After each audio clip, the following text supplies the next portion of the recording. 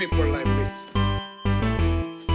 You need people like me so you can point your f***ing fingers and say, that's the bad guy.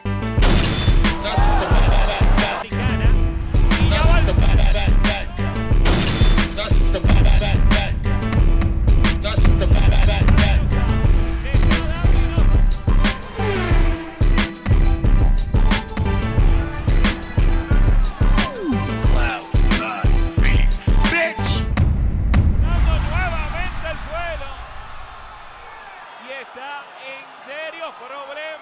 De la noche, Stephanie Piñeiro.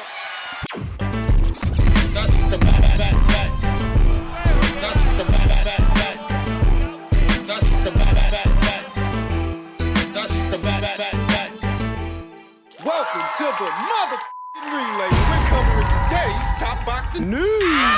Okay, we'll start with this. Ahead of their WBO interim junior middleweight title fight this upcoming weekend, Carlos Ocampo promises that Tszyu won't make it to Charlo. Being honest with you, I very much like Tszyu's chances against Carlos Ocampo, who was stopped, and I think it was a round, by Errol Spence Jr. down there at welterweight. He was decisioned at junior middleweight. Decisioned by Sebastian Fundora up there at junior middle, where this fight is taking place. I took the fight against Tszyu because he represents an important challenge in my career. He is the one who holds the title today, and on June 18th, he will understand what it is to meet a Mexican. I will beat Tszyu. Make no mistake, Ocampo said. I wish him a speedy recovery with the dog bite because I hope it's not an excuse on Sunday, June 18th. I won't aim for your arm because I'm a gentleman, but remember, protect yourself at all times. This has been the best preparation of my career. The sparring was better than that of many world champions, and my work won't be in vain, even though I have to go to the other side of the world. Now, Tim is not some guy who's been tucked away fighting domestic-level guys to no end. Tszyu has long graduated from the Australian domestic boxing scene, taking on the likes of Takeshi Inoue of Japan, who gave Jaime Munguia all he could handle something like 3 or 4 years ago, maybe 5. Tim beat him easy. Made it look easy. He took on amateur standout and world title challenger Terrell Gausha here in the United States after an early knockdown. He dominated Terrell Gausha. He very recently stopped former world champion Tony Harrison. As stated, Tszyu has long graduated from boxing domestic-level guys. He's a world-level contender. Carlos Ocampo means to introduce him to Mexican boxing, saying, I truly believe I will beat Tim in the most unexpected way. Us Mexicans are different. Yeah. We are distinguished fighters. We are real. We come to fight. In Mexico, sparring is with 12 ounces, not like in the rest of the world, which is with 16. Here in Mexico, boxers fight to win breakfast tomorrow, and the rest of the world doesn't understand that. I'm going to fight to bring the title home. The prize for winning this fight will be me bringing the world title home to Ensenada, Baja California. Wants to upset the apple cart for Tim. That's his job. Fight's going to be shown on Showtime here in America. It'll be going down Sunday in Australia, but due to time zones, it'll be Saturday night here in America, as we are many hours behind the Aussies. Like we saw with Devin Haney versus George Kambosos 1 and 2, and Tszyu's last fight with Tony Harrison. His next fight with Carlos Ocampo, who's still coming off that decision loss to Sebastian Fundora. Carlos is a puncher, mid-range to inside guy, aggressive guy, and Tszyu's not going to have to go in there looking to find him the same way he had to find Tony Harrison. More defensively minded fighter by and large than Carlos Ocampo. Tim's a pressure guy, he is, but he's not crude. He's methodical. He's surgical. Accurate. Strong. I think he's strong. I think he packs a big enough punch that he can hurt Carlos Ocampo, hurt him to the body,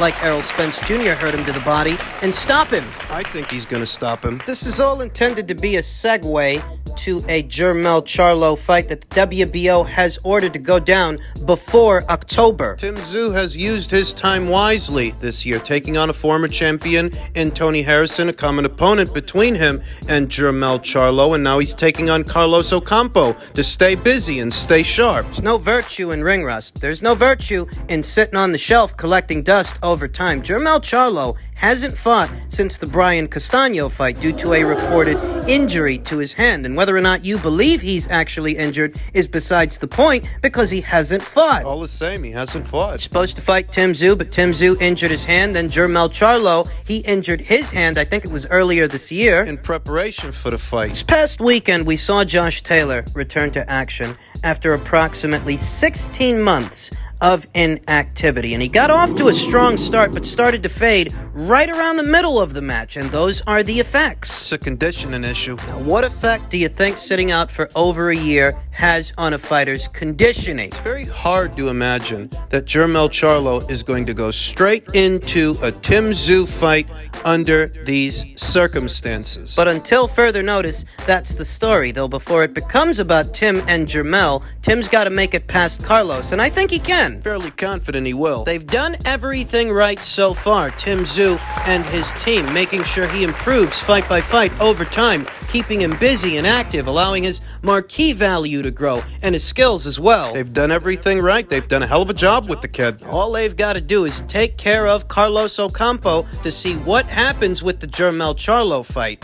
Upstairs at middleweight on the heels of his close decision win over Sergey Derevyanchenko, Jaime Munguia says it was a very tough lesson and I have a lot to learn. This coming from a former junior middleweight champion. Now campaigning as a super middleweight. I think most people tend to forget that this guy used to be WBO champion at 154 pounds approximately 3 years ago. 3 years later, he says he still has a lot to learn. Is this a case of arrested development? Is Jaime Munguia really not improving? We knew it was a very close fight. I knew the rounds that I had won, but I knew that I had to close strong, and I knew that knockdown actually helped me and swayed the whole thing, Munguia said after the fight. I didn't score that fight for Jaime Munguia. Even though I picked him to win ahead of time, that by hook or by crook, the logical choice would have to be Jaime Munguia on points. Even if he doesn't deserve the decision, he'll get it. That's what happened in the Dennis Hogan fight. For me and my money, that's what happened this past weekend with Sergey Derevyanchenko, who gave Jaime Munguia all he could handle, mid-range to inside in the pocket, where he's a slippery fighter. More slippery than Jaime. One of those fighters that can be slippery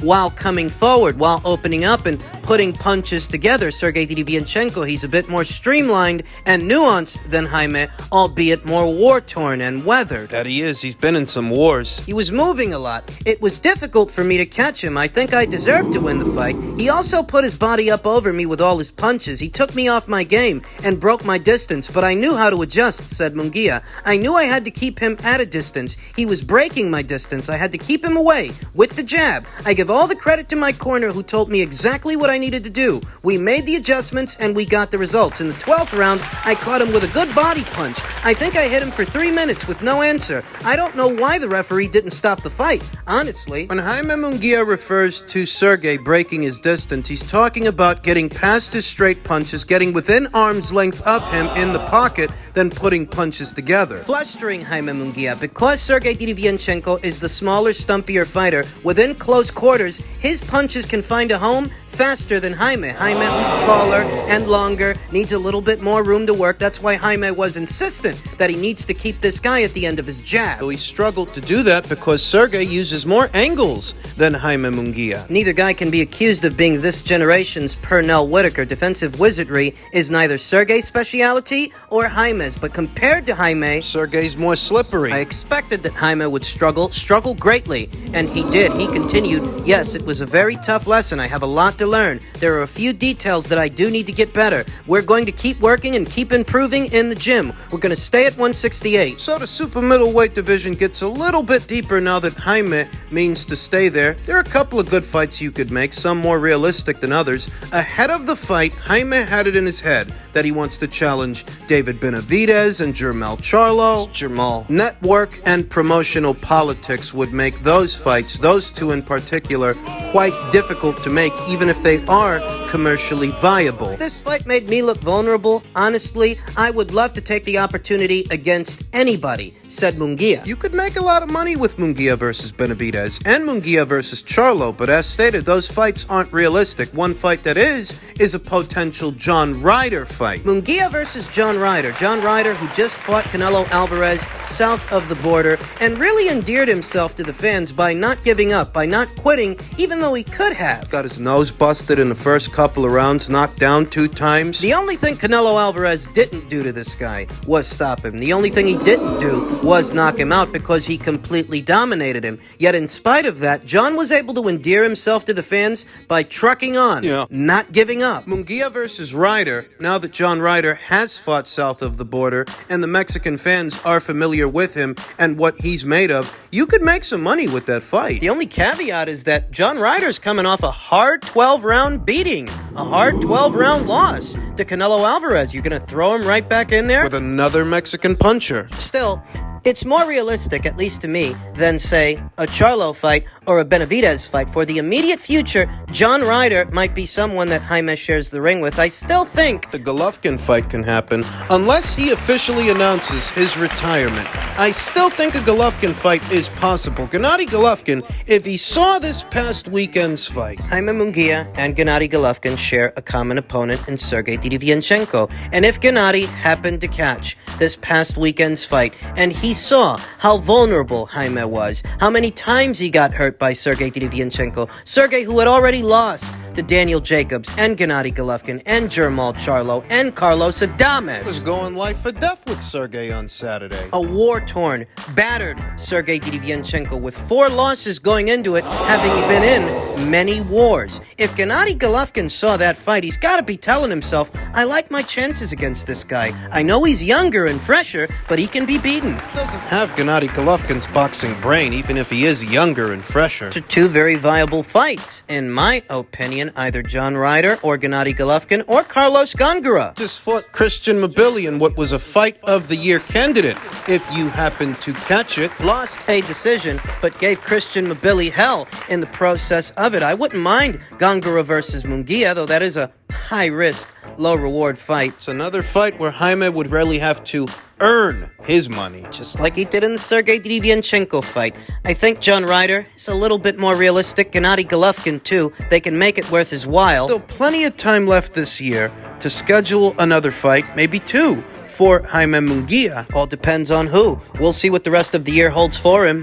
Finally, in men's light heavyweight news, Dmitry Bivol's manager, Vadim Kornilov, says the money for the Beterbiev fight is coming together and brushes off politics. Network and promotional politics, geopolitics. Vadim Kornilov, the longtime handler of the WBA light heavyweight champion, offered a highly optimistic prognosis of a potential undisputed showdown between Bivol and WBO, WBC, IBF champion Artur Beterbiev, despite the fact that the prominent people associated with that fight have essentially described it as a non-starter. WBC head Mauricio Suleiman recently stated that he would not allow Bivol to fight for his company's belt, which would be needed for the undisputed distinction to be at stake. Suleiman had previously stated that Russian or Belarusian fighters could not fight for any WBC belts because of the ongoing war in Ukraine. Suleiman has curiously exempted Beterbiev from that edict because Beterbiev has a Canadian citizenship. Beterbiev has lived in Quebec for more than a decade. If the people at Top Rank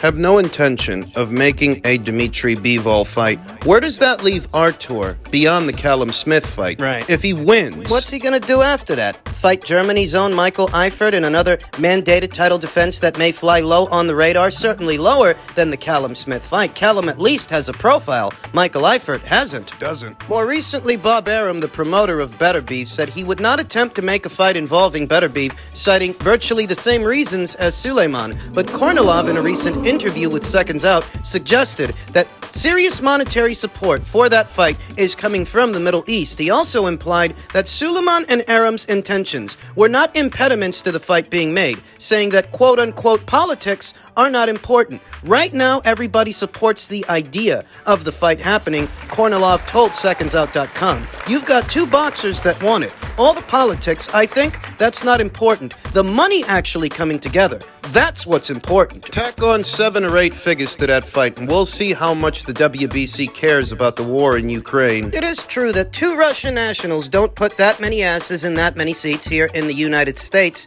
or the United Kingdom, but the people over there in Saudi are interested in hosting the biggest boxing matches that can be made. This is the biggest fight you can hope to make at light heavyweight. The best fight you can hope to make at light heavyweight. Yes, there's a lot of interest from the Middle East, from Abu Dhabi, from Saudi. They're interested in this type of fight happening, which I think will help materialize the fight in the near future. Bivol, 32, who last fought in November when he defeated Gilberto Ramirez by unanimous decision. A rematch with Canelo, whom he defeated last spring, was thought to be in the works for the fall, but that idea now appears to be in jeopardy. Because Canelo may end up fighting either Charlo or Badu Jack up there at cruiserweight. Leaving Dmitry Bivol without a dance partner, at least momentarily. At this moment, Artur Beterbiev's got to take care of Liverpool's former champion, Callum Smith, former super middleweight champion turned light heavyweight contender. You gotta beat that guy. There have been a number of light heavyweight contests, light heavyweight bouts between champions, just like this one, that never materialized. You know, for the longest time, Sergey Kovalev versus Adonis Stevenson